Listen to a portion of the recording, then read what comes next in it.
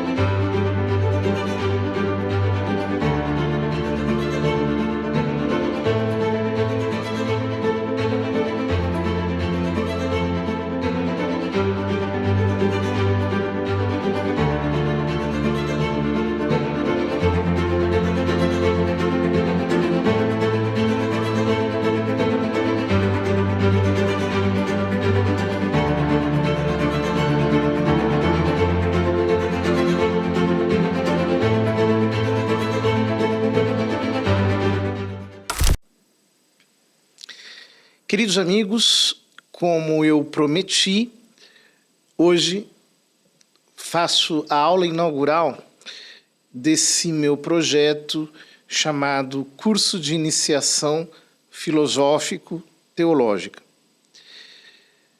Esse projeto eu tenho alimentado no meu coração há bastante tempo, sobretudo porque as pessoas me pedem. Toda hora aparece alguém dizendo: padre, por onde eu começo a estudar teologia? Por onde eu começo a estudar filosofia?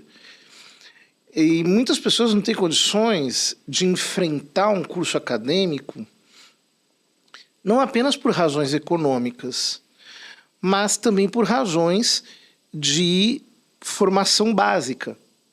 Ou seja, quando elas enfrentam um texto filosófico, enfrentam um texto teológico, elas não têm um instrumental adequado para a compreensão. Então, eu resolvi tentar ajudar vocês nesse objetivo.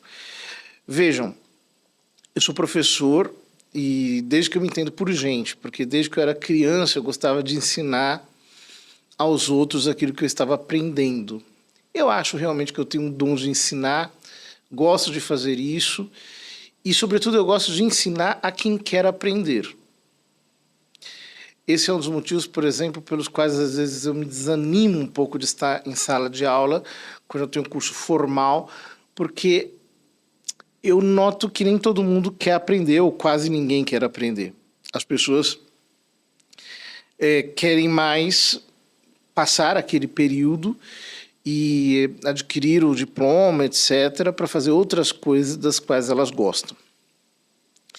Mas aqui eu queria que fosse diferente. E por isso, na aula de hoje, eu vou tentar explicar o porquê dessa opção. O porquê de apresentar um projeto que seja ao mesmo tempo de iniciação filosófico e teológica.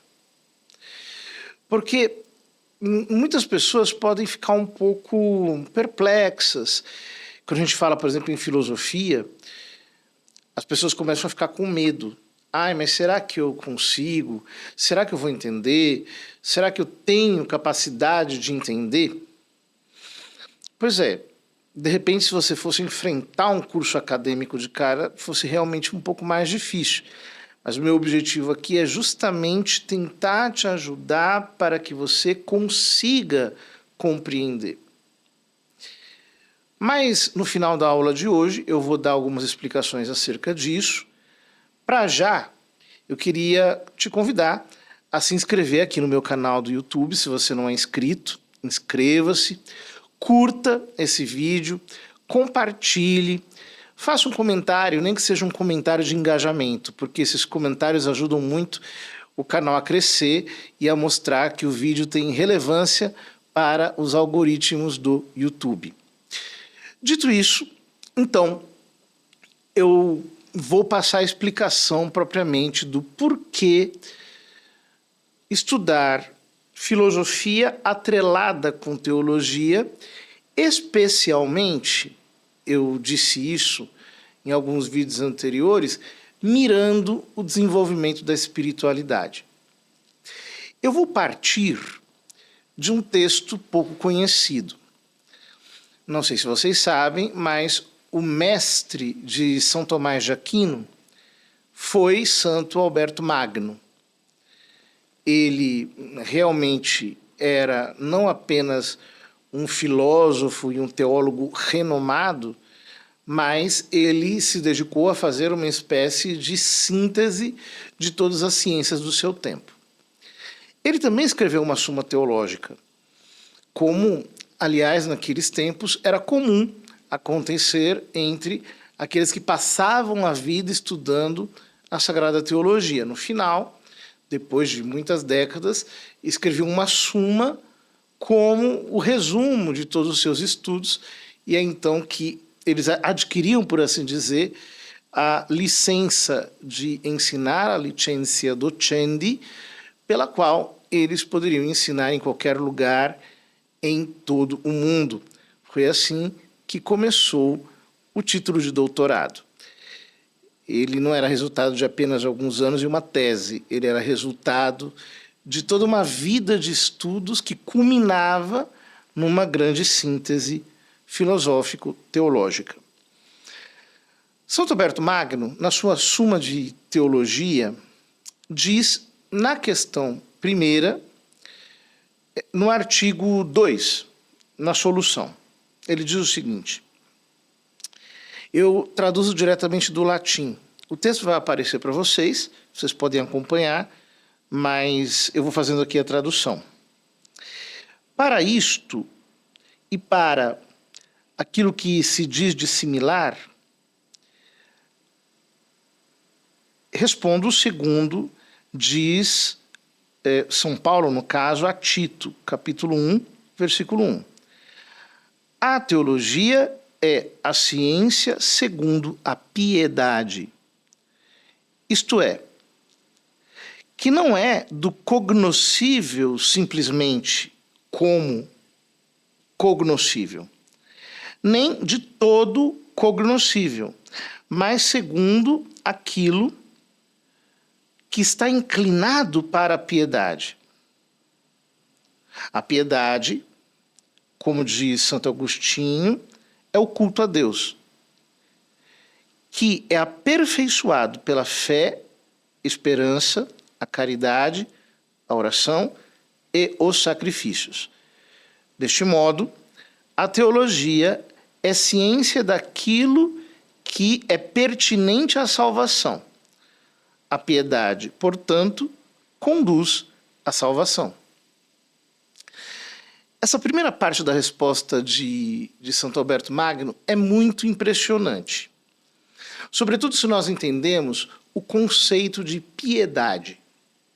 Hoje, quando nós falamos em piedade, quase que a piedade se tornou um sinônimo de ter pena, de ter misericórdia de outra pessoa. Mas, classicamente, a palavra piedade, ela designa a reverência que, por exemplo, um filho tem pelo seu pai, que um homem tem por Deus, por exemplo. E, no Novo Testamento, e isso passou para a tradição cristã, a piedade, em grego eusebeia, indica a vida espiritual. Ou seja, a teologia é um tipo de ciência que deve nos inclinar à vida espiritual. Ou seja, estudando a teologia, todos nós deveríamos querer mais o céu, querer mais a Deus, ter mais amor por Deus. Nós deveríamos sair, por exemplo, de uma aula de teologia um pouco mais inflamados na caridade. Agora, isso não acontece sempre. Por quê? Porque, infelizmente, a teologia ficou confinada, muitas vezes, no âmbito de ser uma ciência. São Santo Alberto Magno aqui diz que a teologia é a ciência segundo a piedade. É a ciência, então de fato é uma ciência. É uma ciência em que sentido? No sentido de que é um estudo sistemático acerca da divina revelação. São Tomás o diz claramente na questão primeira da Suma Teológica. Deixa eu pegar aqui, vocês também, esse vocês vão ter traduzido já para o português. Ele diz: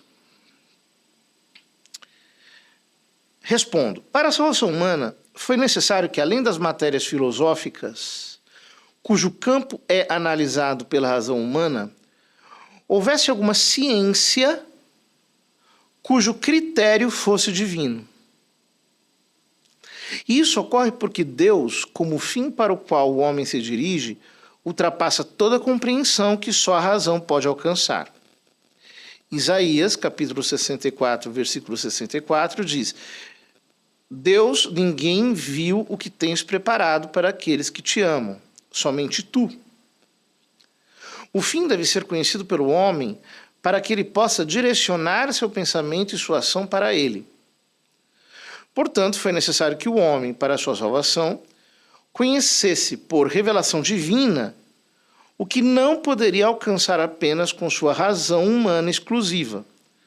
Além disso, o que a mera razão pode compreender de Deus também requer revelação divina, pois, como apenas a razão humana, a verdade de Deus seria conhecida por poucos, após muita análise e com resultados cheios de erros.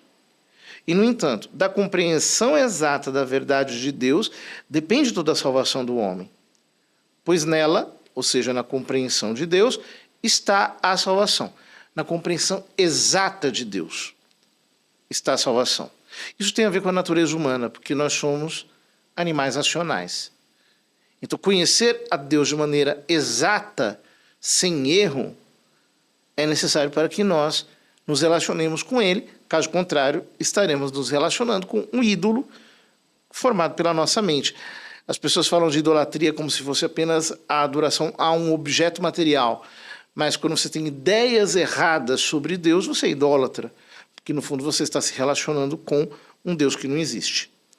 Portanto, continua São Tomás, para que a salvação chegasse aos homens de forma mais fácil e segura, foi necessário que os homens fossem instruídos sobre o divino por revelação divina.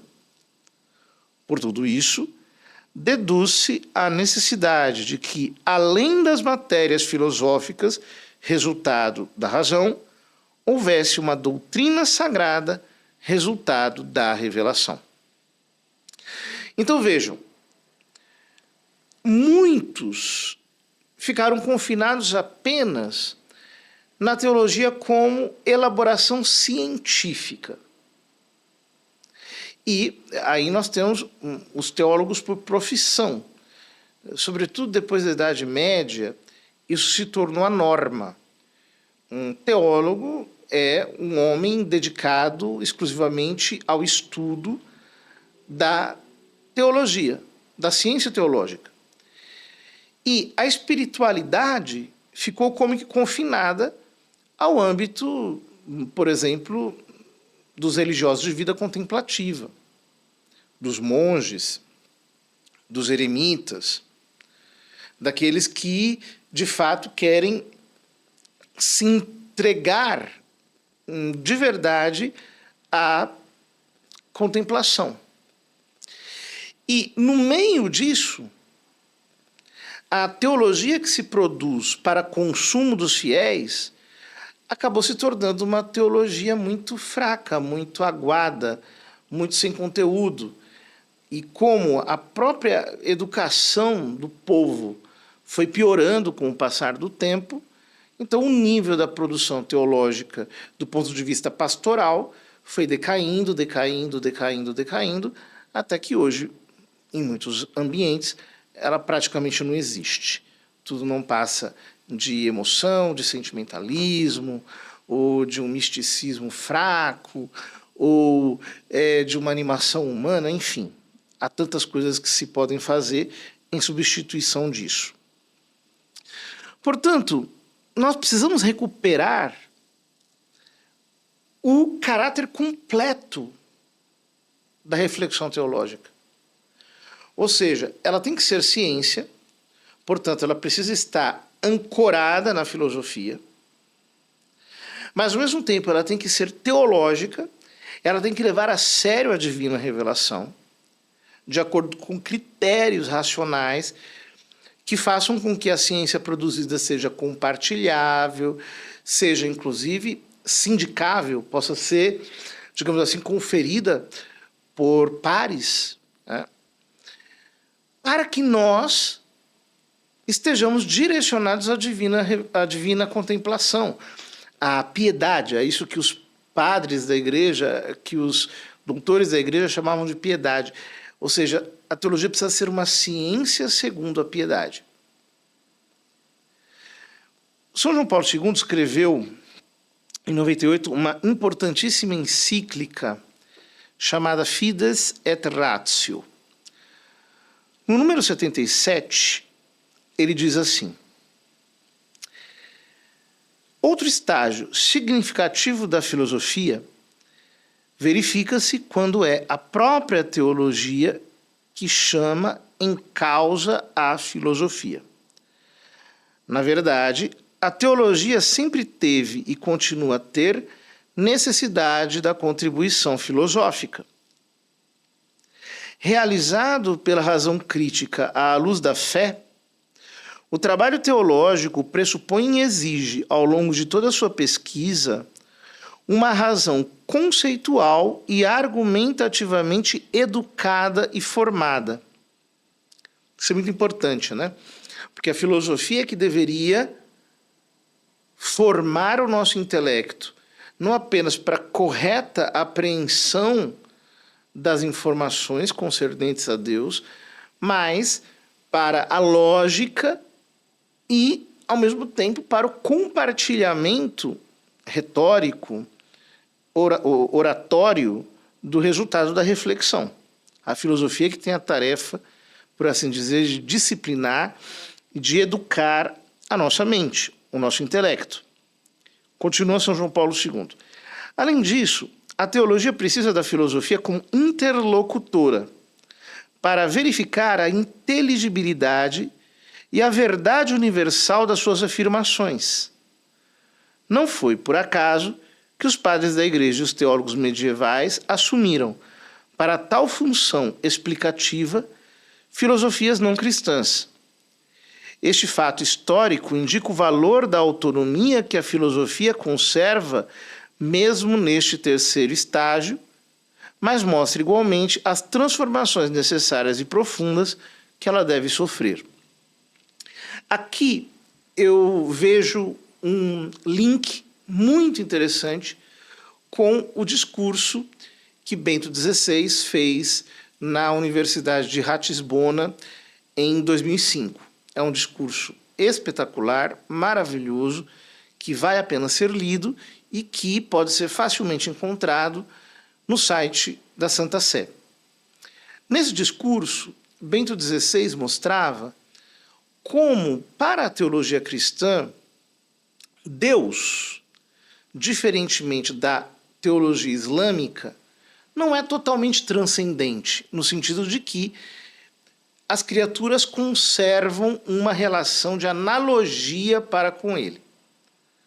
Ou seja, a criação, na perspectiva cristã, tem que ser uma espécie de reflexo do Criador. Para a teologia islâmica, como mostra Bento XVI nesse mesmo discurso, as coisas não funcionam assim. Alá é uma divindade completamente autônoma e ele faz absolutamente o que ele quer, de tal modo que a criação não tem nenhuma relação analógica com ele. A criação tem apenas uma relação de dependência.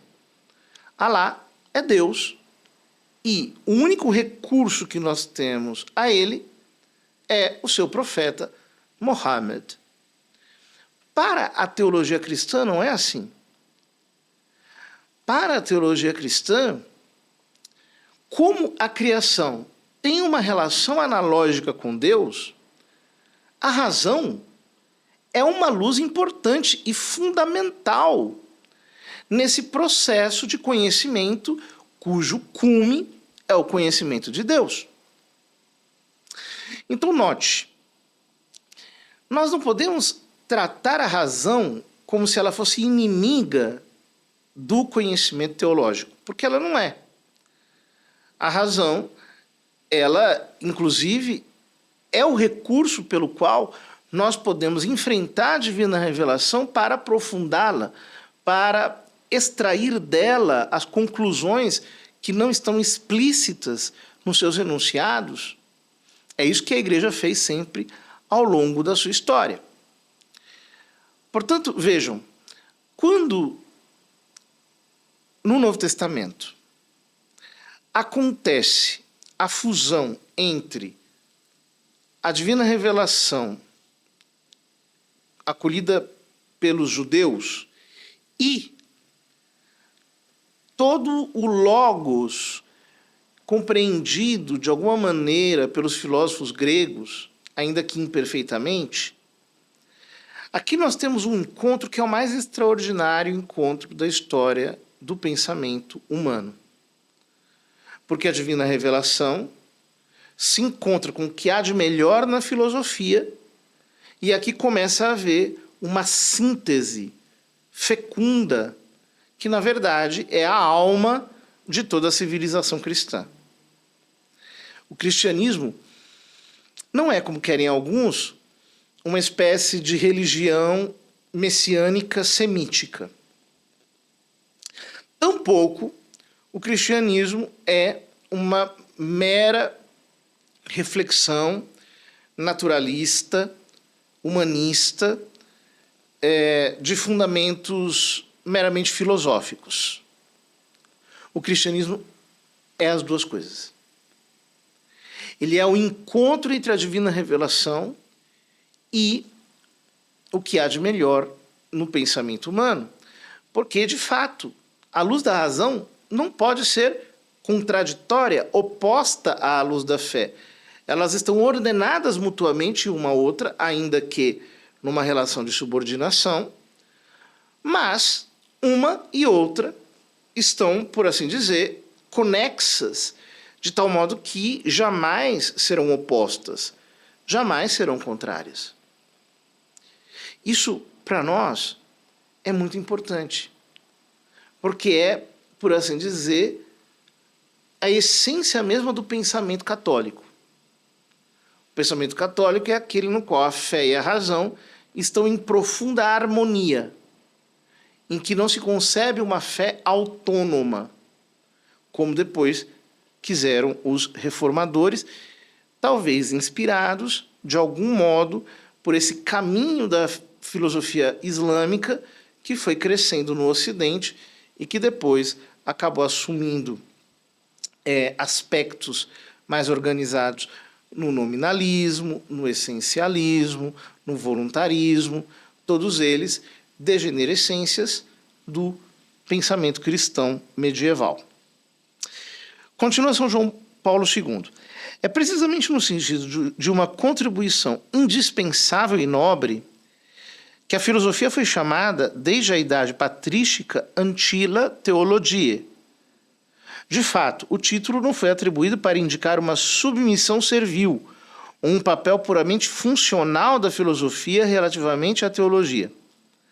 Mas, no mesmo sentido em que Aristóteles falava das ciências experimentais como servas da filosofia primeira, a expressão, hoje dificilmente utilizável devido aos princípios de autonomia antes mencionados, foi usada ao longo da história para indicar a necessidade da relação entre as duas ciências e a impossibilidade de uma sua separação.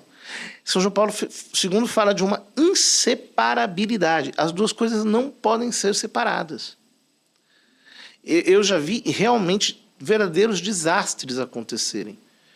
Porque houve um tempo, por exemplo, em que os seminaristas não eram obrigados a cursar o curso de filosofia caso tivessem vindo de uma faculdade de humanas.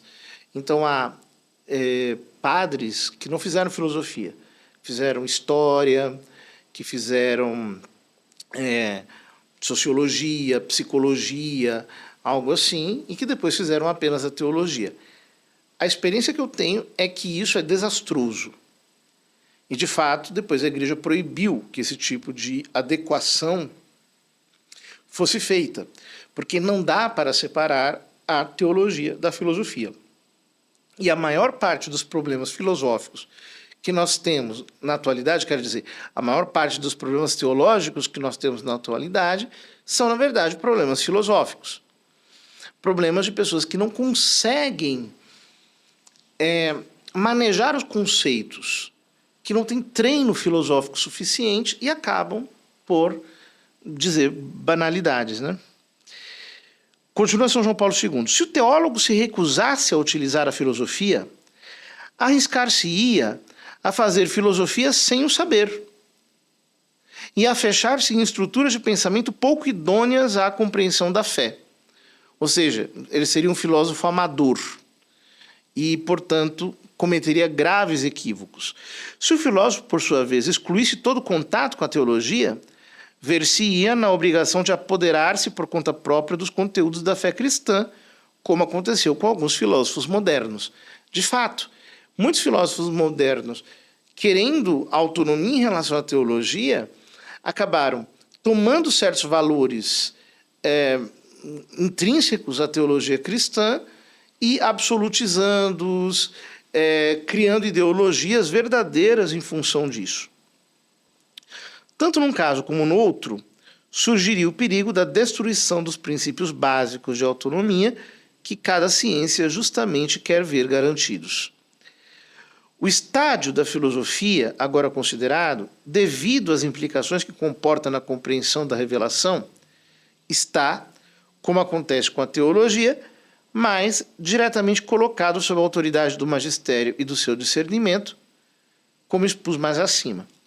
Das verdades de fé derivam efetivamente determinadas exigências que a filosofia deve respeitar quando entra em relação com a teologia. O que o Santo Padre está querendo dizer aqui é que, justamente por causa dessa alegada autonomia, é que o magistério precisou chamar para si a responsabilidade do discernimento da relação entre as verdades filosóficas e teológicas para dizer se determinada filosofia tem ou não tem congruência com a fé cristã. É justamente por causa dessa alegada autonomia. Conclui São João Paulo II, no trecho em que nós estamos lendo, à luz destas reflexões, é fácil compreender porque tem o magistério louvado reiteradamente os méritos do pensamento de São Tomás de Aquino e o tenha proposto como guia e modelo dos estudos teológicos. O que interessava não era tomar posição sobre questões propriamente filosóficas, nem impor a adesão a teses particulares. O objetivo do magistério era, e continua a ser, mostrar como São Tomás é um autêntico modelo para quantos buscam a verdade. De fato, na sua reflexão, a exigência da razão e a força da fé encontram a síntese mais elevada que o pensamento jamais alcançou, enquanto soube defender a novidade radical trazida pela revelação, sem nunca humilhar o caminho próprio da razão. Lindo esse texto, né? A gente percebe aqui a harmonia e, sobretudo, a elevação do pensamento do doutor Angélico de São Tomás de Aquino. Eu queria concluir essa aula, mas não é muito concluir não, ainda tem um pouquinho de chão. Eu queria concluir essa aula lendo com vocês alguns trechos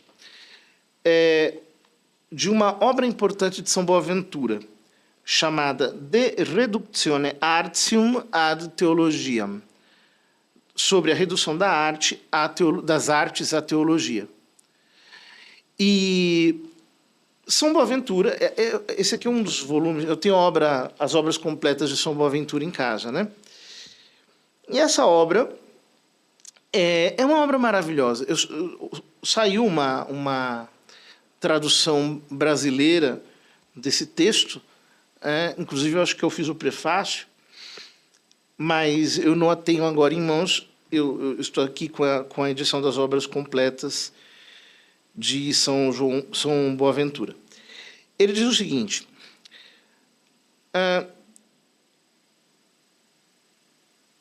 toda boa dádiva e todo dom perfeito vem do alto, porque desce do Pai das luzes. Aqui ele está citando a Epístola de São Tiago, logo no primeiro capítulo. Estas palavras se referem à fonte de toda iluminação e, ao mesmo tempo, fazem entender que daquela fonte de luz se difundem copiosamente múltiplas luzes. Ainda se, depois, cada iluminação do conhecimento é interior, possamos, todavia, racionalmente, propor uma distinção, dizendo que há uma luz externa, isto é, aquela da arte mecânica, uma luz inferior, isto é, aquela do conhecimento sensível, uma luz interior, isto é, aquela do conhecimento filosófico, e uma luz superior, isto é, aquela da graça e da Sagrada Escritura. Vejam que coisa extraordinária São Boaventura apresenta no início desse seu tratado. Ele toma esse versículo de São Tiago, todo dom perfeito e toda dádiva excelente descem do alto, descem do Pai das luzes. Ele toma essa palavra luzes para falar sobre a multiplicidade de iluminações que existem na criação. Então ele fala dessas 4 luzes. Ele distingue uma luz inferior, primeiro uma luz externa, depois uma luz inferior, uma luz interior e uma luz superior.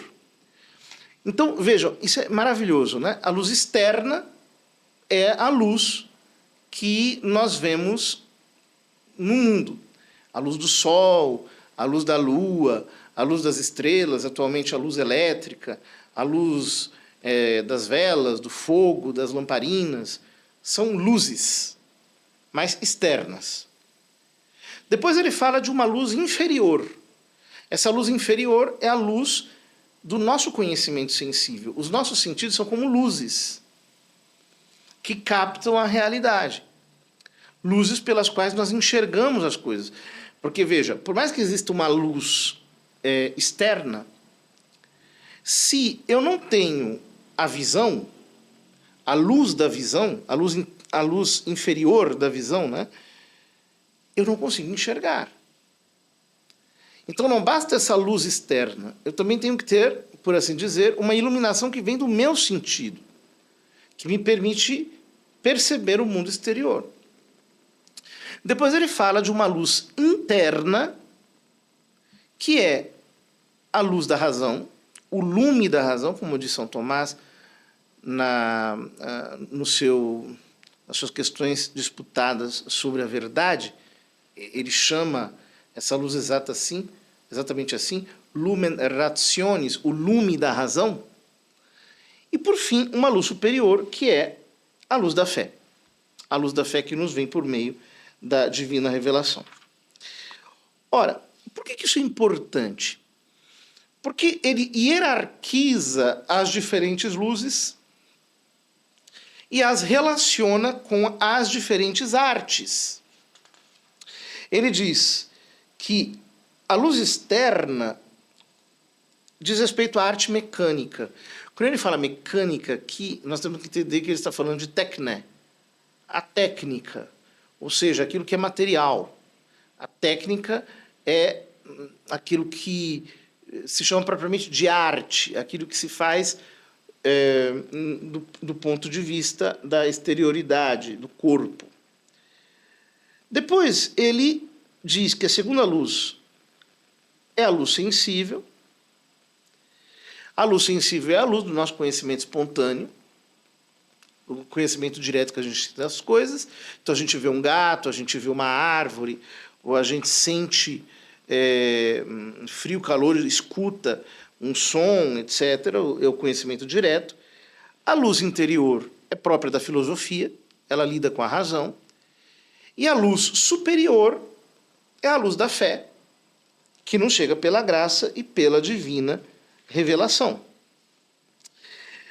Então, ele vai comentando essas diferentes luzes de uma maneira muito engenhosa, né? Ele diz que a terceira corresponde à filosofia, e ele diz o seguinte: a terceira luz que nos ilumina e nos faz penetrar as verdades inteligíveis é aquela do conhecimento filosófico. Esta é dita interior porque busca as causas interiores e escondidas, servindo-se dos princípios das ciências e das verdades naturais, que são conhecidas pelo homem por natureza. Esta luz se divide em 3 partes: racional, natural e moral. A parte racional considera a verdade dos discursos. A natural, a verdade das coisas. E a moral, a verdade dos comportamentos. Então veja, mesmo no conhecimento racional, no conhecimento filosófico, São Boaventura distingue uma hierarquia. Ele diz, o conhecimento que ele chama aqui de racional, no fundo é aquilo que a gente chama de lógica. A lógica. A filosofia, primeiramente, tem que aprender a lidar com discursos, com afirmações. Nesse nosso curso a gente vai começar justamente pela lógica, porque é assim que se começa. Depois, em segundo lugar, o que ele chama de filosofia natural.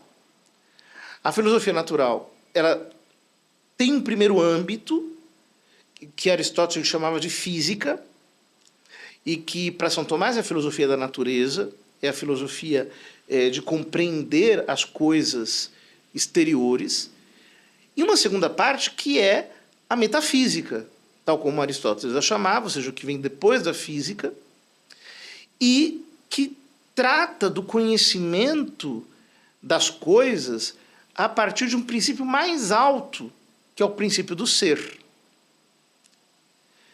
E por último, São Boaventura fala do conhecimento moral, que diz respeito ao comportamento, à filosofia moral, a ética e a política. Essas duas ciências morais, digamos assim, uma é moral pessoal, a outra é moral social, moral pública, a filosofia do poder, de como que o poder se articula, correspondem a 2 tratados também de Aristóteles, a ética e a política, ambos comentados por São Tomás. Aliás, ele comentou todos esses tratados. Por que isso é importante? Nós precisamos entender que nós vamos aprendendo a lidar com essa potência chamada inteligência exatamente nessa medida. Primeiro, eu aprendo a lidar com a razão em si.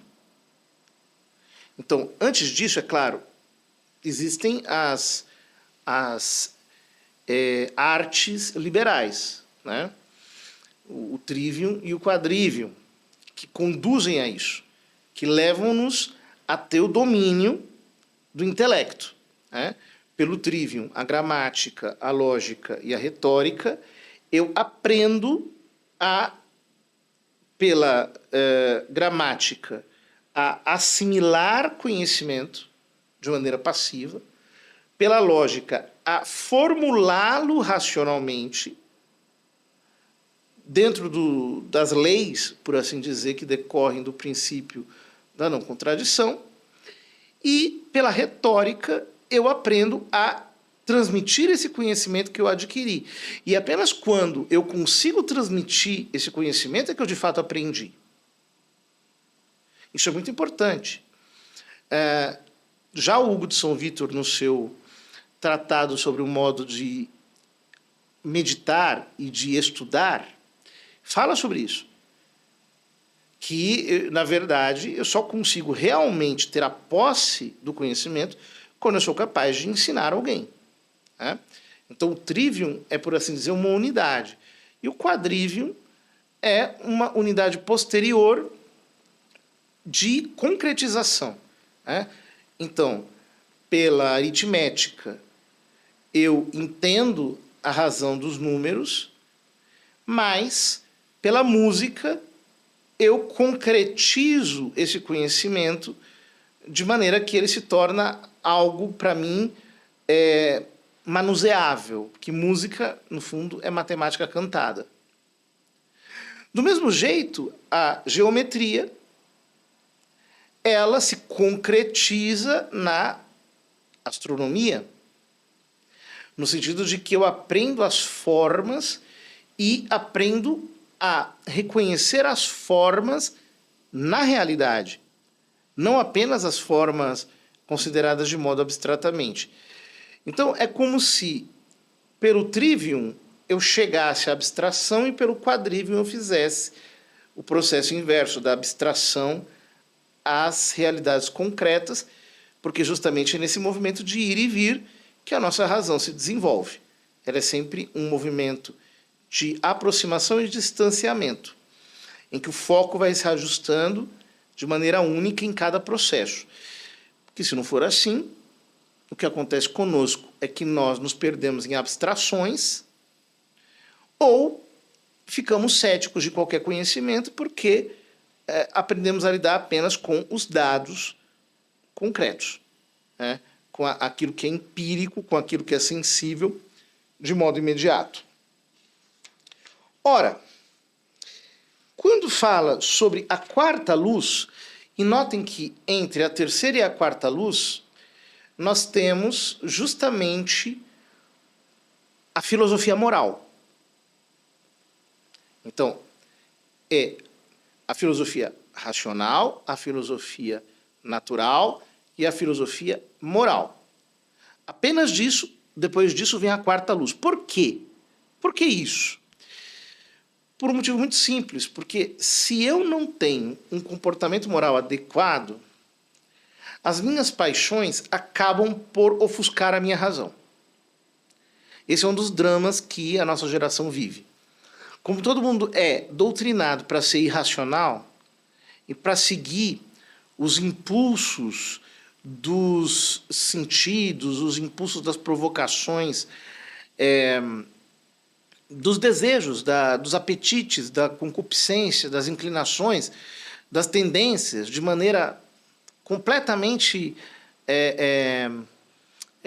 desregulada, então a nossa razão fica como que obscurecida. A luz da razão não funciona, porque as paixões a ofuscam. E se eu não me corrijo moralmente, e é por isso que esses três âmbitos da filosofia, segundo São Boaventura, constituem uma unidade chamada luz interior ou luz racional, o que vai acontecer é que eu não vou conseguir perceber que existe uma luz mais alta. É uma luz que não é visível de maneira direta. É uma luz muito mais sutil, muito mais elevada, que supõe uma correção moral, uma ordem psicológica já estabelecida, acalmada, tranquilizada, tornada dócil, que vai conseguir enxergar essa luz superior. Quando ele fala sobre a luz superior, ele fala coisas lindíssimas. Aqui, ele diz,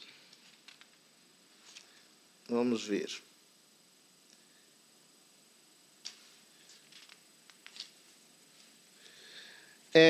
Primeiro ele fala sobre o quarto lume, que diz respeito à verdade que salva, e aquele da Sagrada Escritura, ou seja, é a divina revelação. E ele explica que a divina revelação tem três sentidos, né? Um sentido literal, um sentido moral e um sentido místico. A gente chama isso de sentido literal, sentido moral e sentido anagógico, que é o sentido místico da Sagrada Escritura. Então, veja, ao mesmo tempo, esse conhecimento é como que em 3 graus, em 3 degraus, e eles se ordenam mutuamente. Mas se ordenam a quê? A piedade. Se ordenam para o mais alto, que é o conhecimento místico. Ele, inclusive, diz o seguinte, ele diz, portanto, toda a Sagrada Escritura nos dá estes 3 ensinos. A eterna geração e encarnação de Cristo, que é o senso literal, alegórico, a regra de viver, que é o sentido moral, e a união de Deus com a alma, que é o sentido místico.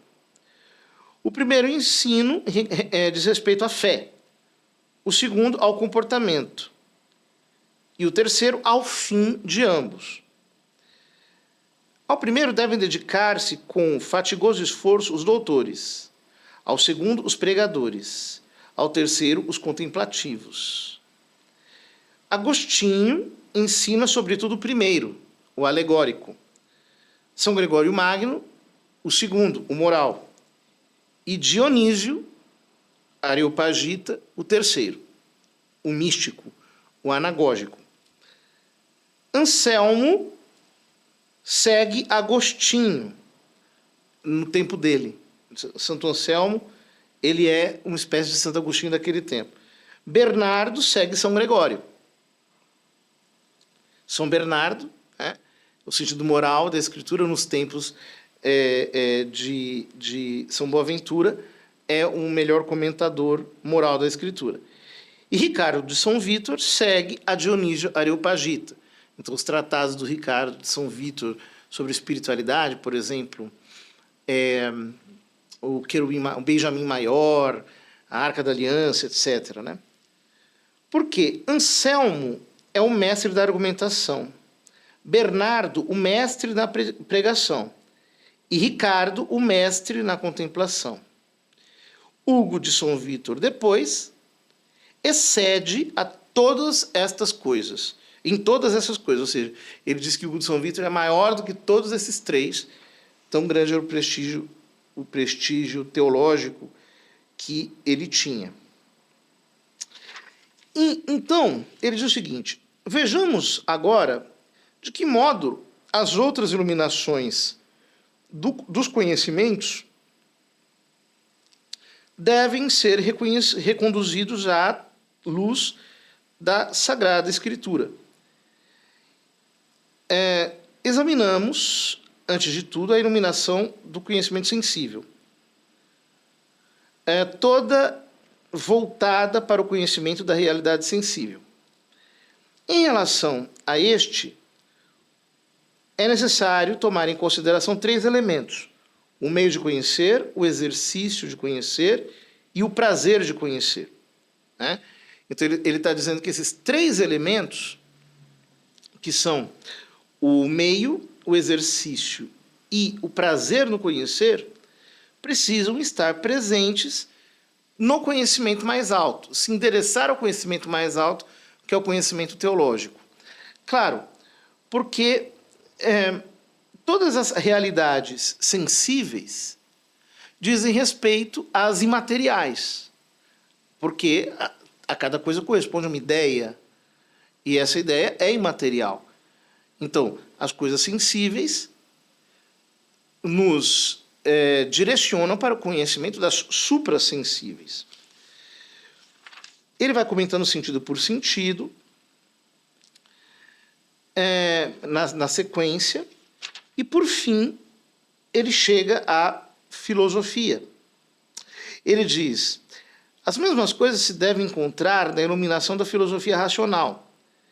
Esta se ocupa, sobretudo, do discurso, no qual se devem ter presentes 3 elementos em relação aos tríplices pontos de vista pelos quais pode ser considerado: aquele de quem fala, aquele do próprio discurso e aquele que escuta.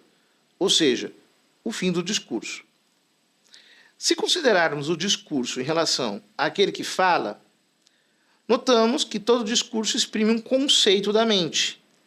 E este conceito interior é verbo mental, gerado pela mente e conhecido também por aquele que a concebe. Mas por que este verbo mental, para que seja conhecido, também por aquele que escuta, toma forma na linguagem, a palavra inteligível, etc. Então ele mostra o quê? Que o pai gera o filho, eternamente, como um verbo mental, por assim dizer, de si. E o filho se exprime no espírito. Então, mesmo no conhecimento racional, de alguma maneira está impresso o ser divino. Ou seja, como tudo, no fundo, deságua na Santíssima Trindade. Eu não vou continuar lendo, senão a aula fica bastante árdua e você que está aí do outro lado começa a ficar um pouco desesperado. Bom, todas essas coisas eu as quis apresentar já de cara para que nós entendêssemos o seguinte. Fazer um curso de iniciação filosófico-teológica é uma coisa necessária, especialmente se nós queremos chegar à contemplação da luz eterna que se dá pela espiritualidade.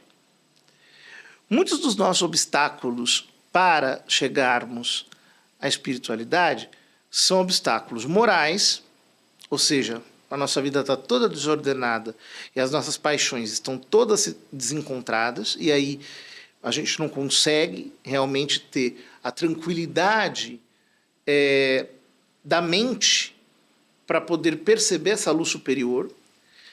E outras vezes, talvez na mesma proporção, talvez um pouco menos, se deve a dificuldades intelectuais. Ou seja, nós não sabemos abstrair. E a contemplação, como é um ato abstrativo, demanda de nós um certo um tipo de abertura da nossa mente para aquelas realidades que nos transcendem, que estão muito acima, inclusive, da nossa capacidade de cogitar, mas que dão, por assim dizer, descanso ao nosso intelecto quando ele está iluminado por essa luz superior, que é a luz da fé. Portanto, filosofia, teologia e contemplação precisam estar numa única direção.